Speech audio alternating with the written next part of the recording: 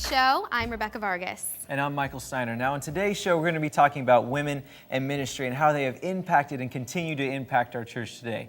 With us, we have an upcoming musician and incredible worship pastor, Nicole Serrano, who has worked with 5-time Dove Award-winning producers. Yes, and we have an incredible woman of God, Pastor Shirley Arnold, who is a pastor here at TLC Family Church. She also has written 5 books and is a popular and admired speaker at many Christian events. Now, before we hear from Pastor Shirley, let's listen to a song by Nicole Serrano.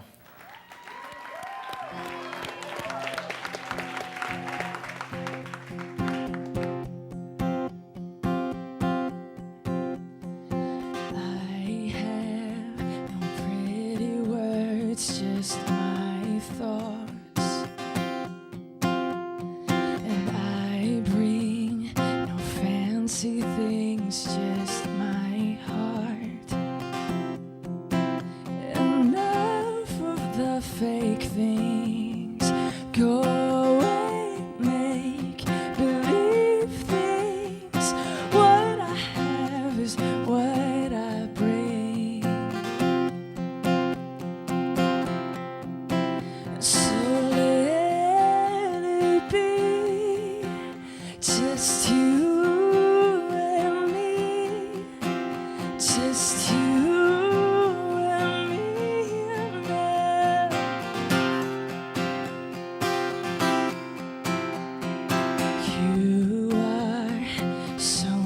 More than I know,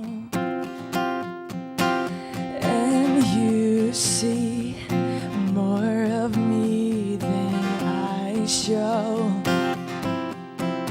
Enough of the fake things, go away, make believe things. Oh, all I have is what I bring.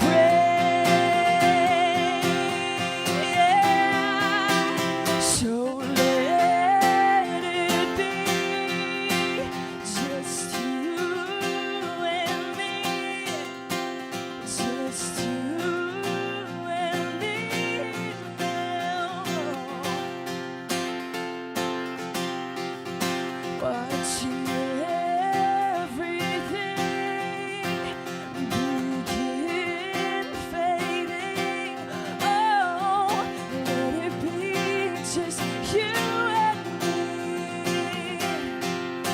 Oh, oh,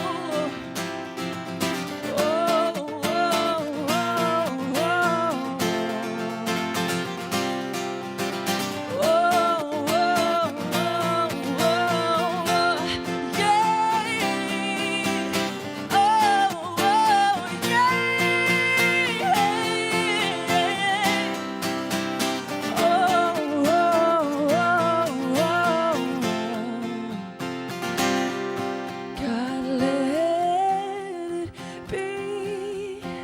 just you and me, just you and me, it's you and me, just you and me, watching everything,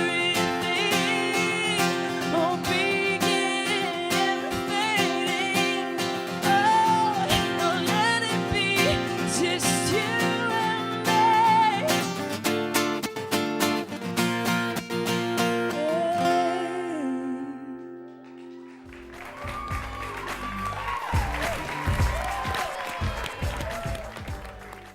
Thank you so much, Nicole. That was fantastic. Now, with us today, we have Shirley Arnold, who's a pastor of TLC Church here in Lakeland, Florida. So thank you so much, Shirley, for joining us today. I'm on the really show. glad to be here. We want to know, first of all, you're called to ministry. And when did you first, feel this calling, since it's so technically unconventional in our Christian world? Yeah, well, I think most of the time, anyone who's called by God, generally it's a growing awareness. There are things that happen in your life, In my life, I had a wonderful testimony of how I was born again, filled with the Spirit, and people wanted to hear my story, and I wanted to tell my story. Right. And as a result of that, it gave me opportunity. And as I began to tell the story, I realized there was more in me than just my testimony. Right, that's awesome. And then your husband also, he's a pastor, so how does that work together in your partnership? Well, and you said the right word, partnership. We're partners in ministry, we're partners in life, and been married for 40 years. And you're supposed to tell me I don't look old enough for that. You but other than definitely don't. She really doesn't. But 40 years, so 2 children and 6 grandchildren Yeah, wow. later, we've always been partners. And as God called us, because we weren't born again when we married, and we both became born again about 5 years into our marriage, and we just determined that it wasn't about who's in charge or who's in control, because you know, the easy answer to that is Jesus is in control. We just wanted to partner together in life to do everything. And my husband recognized the call of God on my life. He sat me down one day and said, whatever it takes for you to be who God called you to be, that's my job, to help you become that. And that's what he's done all my life. Wow, so supportive. And now tell us about the early times. You know, how did you make it with you and your husband? I know it wasn't. Yeah, it your wasn't past that easy, and you know? everything we want to know. Yeah. Well, you know, I grew up in a fundamentalist type atmosphere, denominational atmosphere that didn't believe very much in the move of the Spirit or those things. And all I ever heard about was what you're not supposed to do. And so I was constantly worried, you know, that I was going to go to hell because that's what I learned about. And yet inside of me, even as a little girl at 6 years old, I just knew that God was bigger than all of that. Yeah. And so I went on a search and was pretty disenchanted with church as usual. Yeah. Tried everything else and went, you know, New Age and other things, just trying to find a God that I knew was big. And I just knew there had to be miracles somewhere in all of that. And through that moment and that timing, I was very disappointed. I was a child trying to find my way. And I was an alcoholic by the time I was 14 years old, and Wow. diagnosed manic depressive by the time I was 17. So I wasn't the picture of perfect mental health in those years. But, you know, God found me, or let me think I found him. But, you know, he was there, and one day miraculously I met him. And when I did, my life changed. How did that happen, you know, from going and doing all these other things and trying all these things? What was that one moment when you were like, your eyes were opened? Well, it came in a very strange moment. We actually went to see friends we hadn't seen in a few years, some of our drinking buddies. And when we got there, they had some children, and they were on their way to church. We went over, we thought we were going to have a party, and they said, we're going to go to church. And now you got to understand, this is 35 years ago. Yeah. I said, you're going to church? And they said, yeah, come with us. And I said, but we have jeans on, and you can't wear jeans in church back then. Yeah. You did? And they said, oh, you can wear jeans in our church. And I said, I thought, this is weird enough to try. So, so I went and met Jesus. You know, in the anointing, in the moment. It was a fresh moment. Back in those days, it was called the Jesus Movement. And all the hippies were getting saved. And, Oh my gosh. and that's the group I came to know the Lord in. And, Yeah. you know, I've really never changed too much. I just always thought it was outside the box of what everybody else thought. I just think that you can't limit the Lord to those small little boxes and descriptions of who he is. That's incredible. We're going to be right back with Pastor Shirley in a second, but first, here's a song from Nicole Serrano.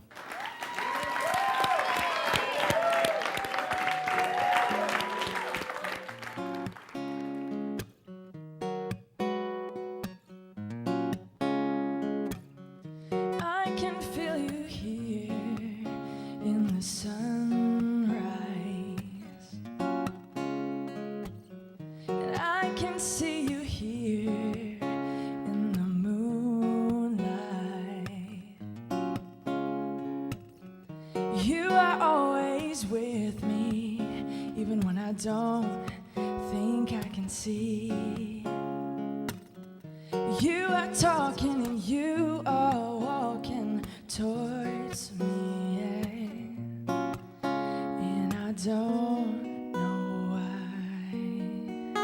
No, I don't know why.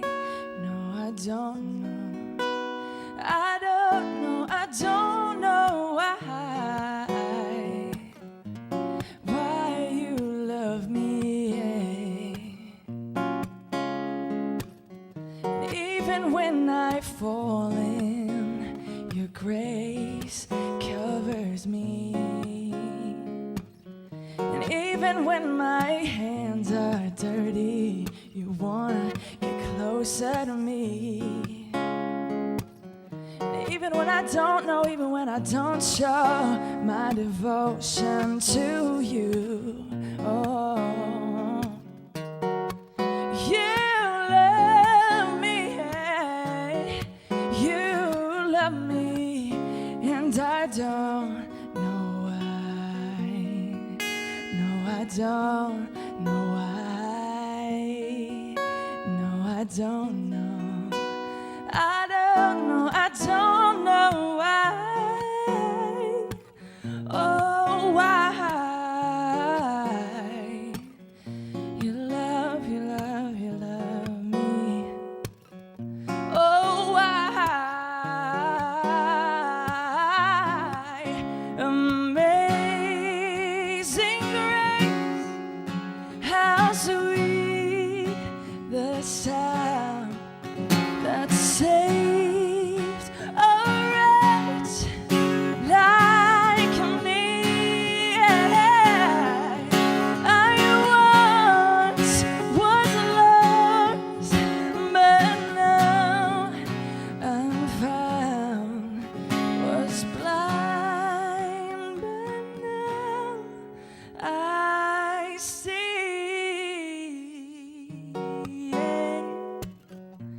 Now I see.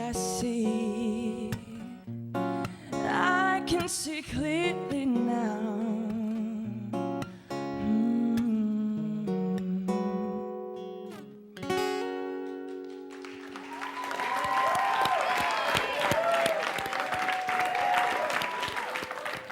Thank you so much, Nicole. We're back now with Pastor Shirley. Now, Pastor Shirley, do you think it's easier now for women to be in ministry than maybe back when you started? I don't know that it's ever easy to be in ministry, whether you're male or female. But I do believe there are more opportunities for women today than 30 years ago, no question. Right. Yeah, no kidding. Yeah, there have been forerunners who have gone before us, that have really paved the way, and that always opens more doors for, those that follow. Yeah. Now, we know you started out at ORU a little bit as a campus spiritual advisor and stuff like that. So tell us a little bit about that, about how that kind of helps get you to where It was you a are great today. blessing. I served at Oral Roberts University for 4 years as an associate campus pastor there, part of the spiritual life department, and it was wonderful. It was some of my favorite memories in my life, being there with those students who were just like you guys, finding out what God's call and purpose in their lives. I love being a part of it. I love the sense of wanting all that God was, and the sense of wanting to do something great and do something new, looking for a fresh approach. I love that. Yeah, and what led you to leaving there after 4 years and coming here to start a church to Lakeland, Florida? What led you? Well, ultimately, the answer to all those questions is God. the will of God, But how did that occur? Well, for us, being there 4 years, it was a surprise to be appointed there. Yeah. And there came a point where I knew that the Lord wanted us to move on. We traveled in ministry and did a lot of work behind the Iron Curtain when there was an Iron Curtain. Yeah. And that really was our heart, was missions, touching people. But training, equipping, and releasing people, that's our mission in life. Yeah. So we wanted to help raise up believers to become all they're supposed to be in God. Yeah. Now, tell us about how you started off here in Lakeland. I know you had a ministry called The Secret Place, and that kind of helped launch all you have and even evolve into the TLC church that we know today. Yeah, well, God had promised us, He'd give us a facility where we had a school of ministry there, we had a training center, we sent youth out all over the world every summer, and we were doing that quite happily and loving what we were doing at those headquarters here. But then the Lord began to really put in our hearts that it was really essential to build a fresh model. And that's what we did. We obeyed God. I'm not going to say it was easy to obey God, but there's no other, what other options do any of us have, really? I didn't want to disobey. So he said, build me a fresh model of New Testament worship and power. It should be multicultural and reflect who I am. Yeah. I said, okay, Lord, we'll do our best. So TLC Family Church was born out of that Yeah. call from God. That's true. And when I was, researching your church and finding out more about it, I saw how many women pastors you have at your church. It's incredible, but with their husbands. Can you talk about that at all? It's so great. Like every area of the church has a woman pastor and her husband pastor. It's really great to see that. Well, we built our whole ministry. Our philosophy is team ministry. And even though my husband is not in the pulpit very often, and I'm the one who's usually preaching, and that's why people usually think of me as the senior pastor. The truth is, you can't be in ministry alone. If you're married, you're not going to make it by yourself. It's going to be two people working together. Yeah. So we believe that. We've always lived that way, and therefore we minister that way. My gifting and function is in the pulpit, and his is more in other realms of helps and pastoring. He loves to talk to the people and touch the people. I'd rather preach, and So so you're using your gifts in different ways. absolutely, and allowing our gifts to be used in the way they were meant to be, and not trying to be what we're not. Right. That's awesome. Now, this message of unity, of bringing people together, both gender and we know you're a very multicultural church and stuff like that. It's something that's so essential for the church today. Can you tell us a little bit about how, like, the scriptures and the Bible kind of brings that out to us? Well, for me, I wrote a book called I Turned to See His Voice, and that came from the first chapter of Revelation when Jesus was speaking to John, and it says that he heard him, in his ear from behind. And then John says, and then I turned to see his voice. And I realized, a lot of us will settle for one dimension of God, but he wouldn't. He said, no, I want to see the one who's talking to me. And I think the reality is that God is so multidimensional. Why should we limit him into one expression? And so for that reason, we just believe that part of that expression is multicultural. I mean, you can't tell who God is by looking at one person, one model. It's the fullness of who he is through every nation, tongue, and tribe. And what criticisms have you faced, though, as being a woman in ministry? Because I'm sure you have. Different denominations have different opinions. Men have different opinions. Females even have opinions about it. Absolutely. What have you faced? Well, of course, the number one thing is that I'm out of order because I'm in charge, and my husband, is, whatever. Not on the pulpit. all the Yeah, time. and of course, that's an easy observation if you want to believe that. One time we were having a special speaker who was very well known in our church, and we had people lining up around the church to come in before we opened the doors. And my husband went out to kind of greet the people in the line, and as he came up, he heard these two people talking, and they said, well, I wonder, this is that church where that woman is the pastor. I wonder what her husband is like. Yeah. And my husband said, hi, I'm Shirley Arnold's husband. I'd love to meet you, Yeah. People just, they have opinions, and you Yeah. can't stop people, especially, it's an ignorance, and it's a prejudice. That is, we can try to base it in scriptures, but the truth is, the scriptures just don't support the idea that a woman cannot minister or should not minister. Yeah, that's what I was wondering, when it comes to scripture too. Right. What are those foundational things in the word that you stand on all the time? And not necessarily say, oh, women can preach, that don't spell it out, but the things that you stand on in the Bible. Well, it's kind of like when you talk about the disciples, there wasn't an African American among the disciples.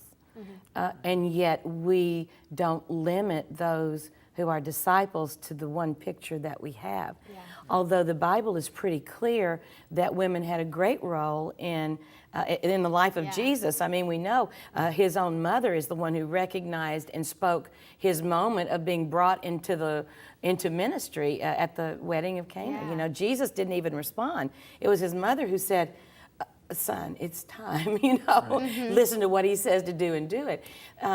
We know Timothy, his mother and his grandmother, Aquila and Priscilla, who was obviously the one who taught and was the leader in that relationship. You have to take the full counsel of the word, and it becomes obvious that Junius, who was named among the chief apostles, a woman, even until the 3rd century, well accepted. And then, religion started taking over. And Yeah. before you know it, religion will always bring legalism. Yes. Right. And True.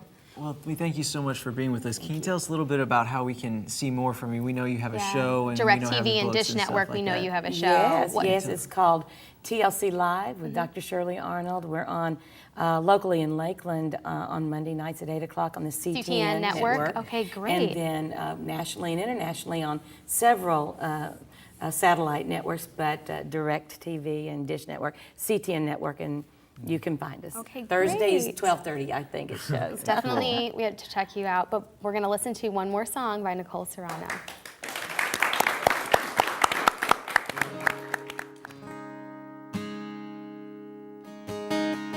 We know, but we don't do. We have, but we don't care. 'Cause we don't wanna see or feel anything for you. 'Cause we just wanna live. And we just wanna be behind our castle walls, living like kings and queens. If we say we believe, if we say we love our God, and when will they find hope? When will they find love? If we say we've been set free and forever changed, they'll know us by our love. They'll know us by our love.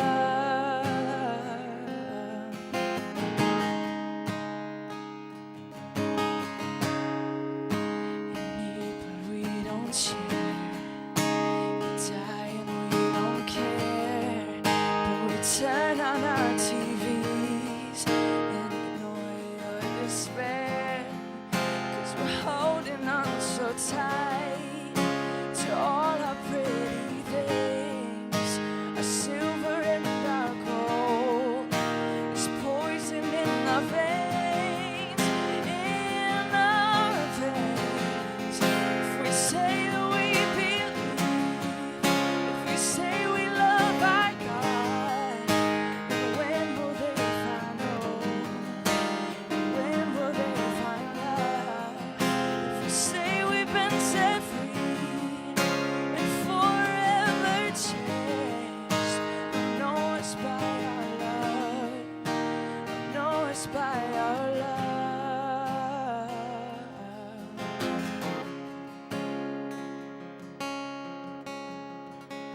Know us by our love.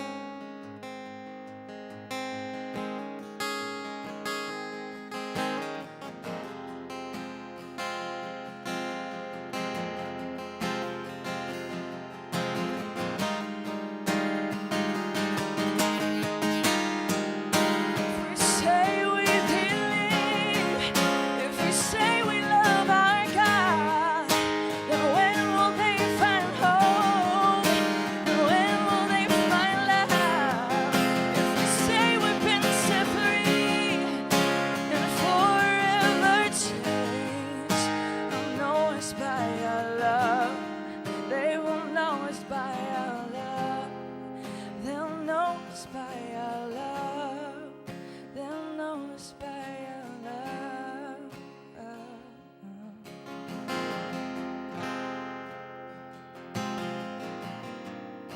So holding on so tight to all our pretty things behind our castle walls, living like kings and queens.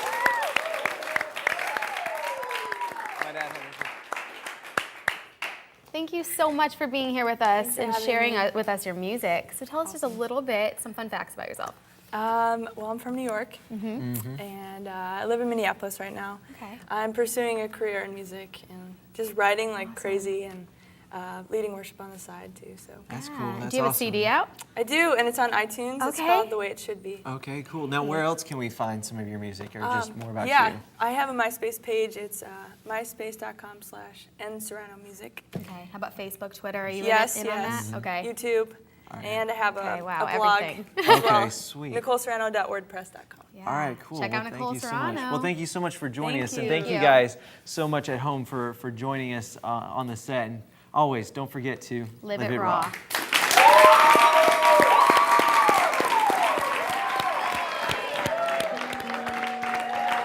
You'll take us to a place where there's no more fear, no more pain, but just your love to lead us on.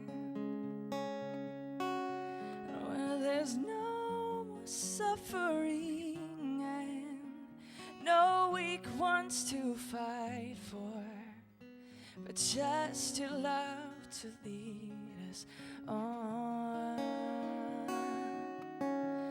Just your love to lead us on. Just your love to lead us on.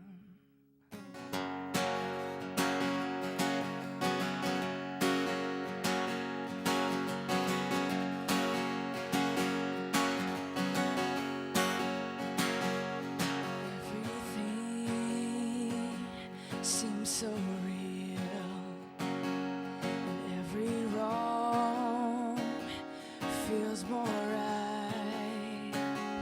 But I know that you are coming back soon. When you do, I wanna be with you. Everyone keeps on fighting, even in the church. There's more backbiting.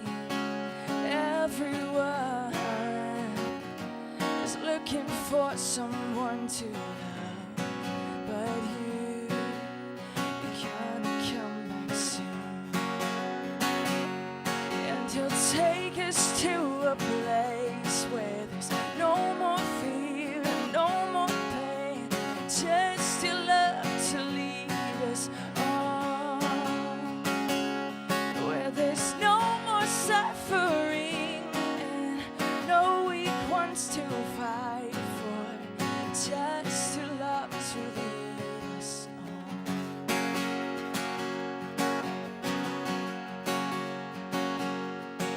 This world is fading fast. Yesterday